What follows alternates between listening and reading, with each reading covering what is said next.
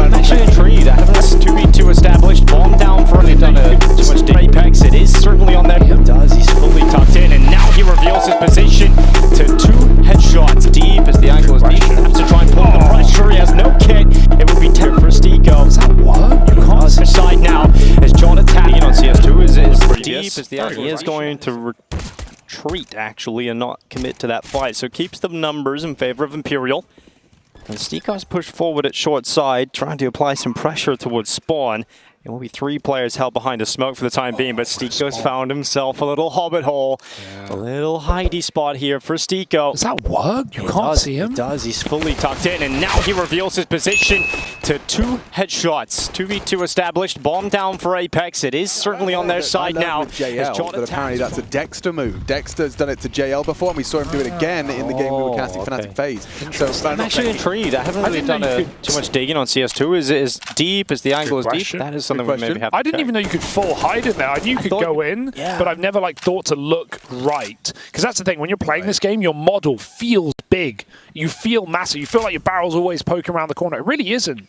At least for me, I feel bigger than I am. Yeah, absolutely. I think that comes with a lot of time in the server having a good understanding of what your opponent sees of you. Of course, yeah. Definitely some theory crafting. Yeah, like trying that out. Okay, can I get away with this? Yeah, like this Which clear. way should I look? We learned with JL as well, this clear. Because he's further away, Nork's going to get a...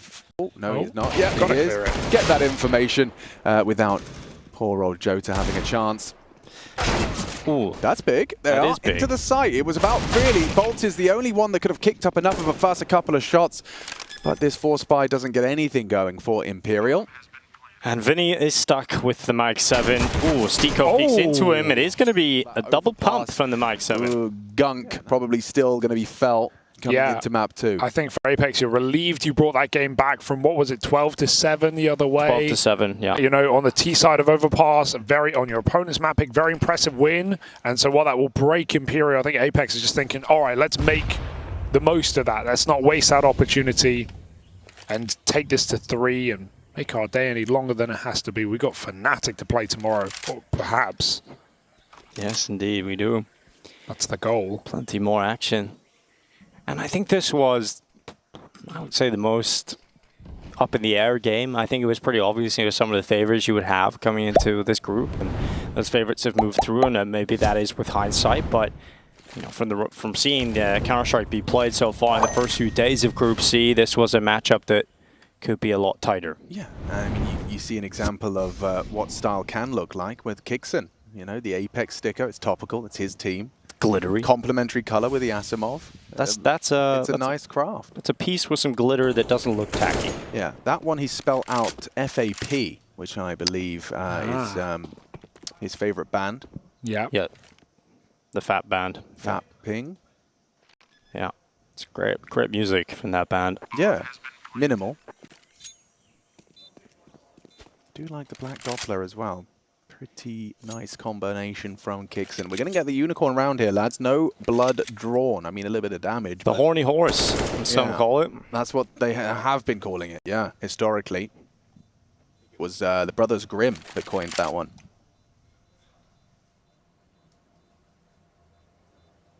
In this barren, you know, as much as we like to see these rounds, they aren't. Oh, sorry, Hugo. It's too late. No, it's fine.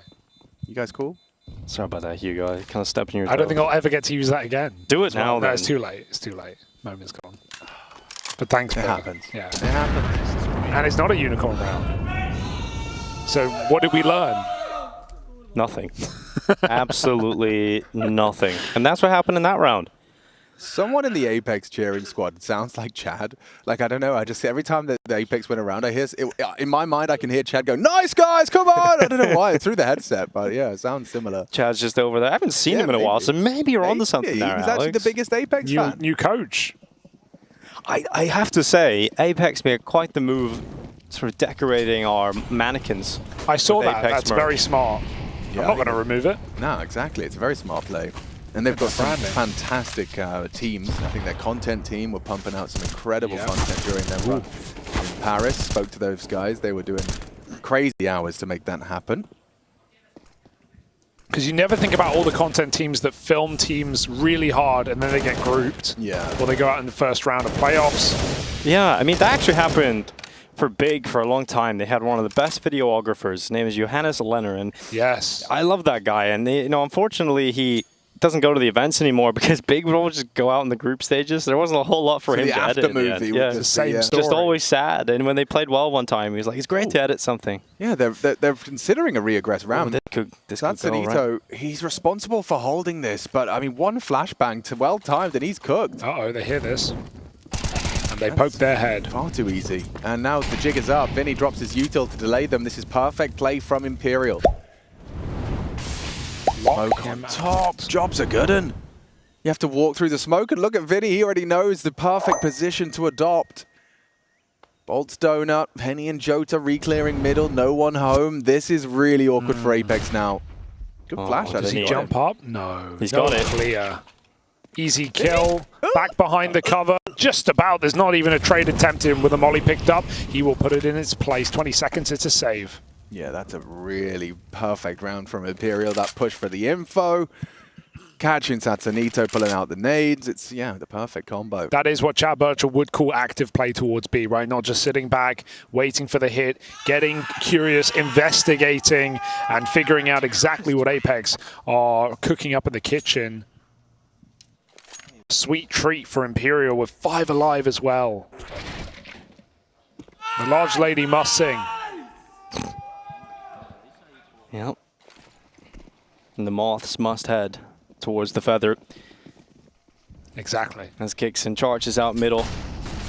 He'll be at the front of the attack. Yeah. And he gets himself into the cubby. Jacob's been, having so much success on his overpass smoke control and spam. Like he was doing something similar to them. Their Bolts and Jota both get their bell wrong, and ooh, Phelps is low too. Kixon's accelerating. He's not going to clear his corner. Oh, he is not. Going to clear his corner. Bolts will get one. Nice from Jacob. Can he get him? Oh! He jumped around for it. Bolts, he gives Imperial the edge here.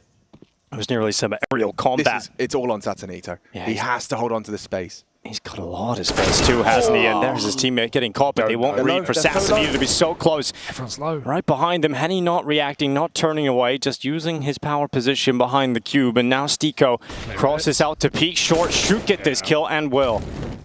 Bomb plant locked in at pillar.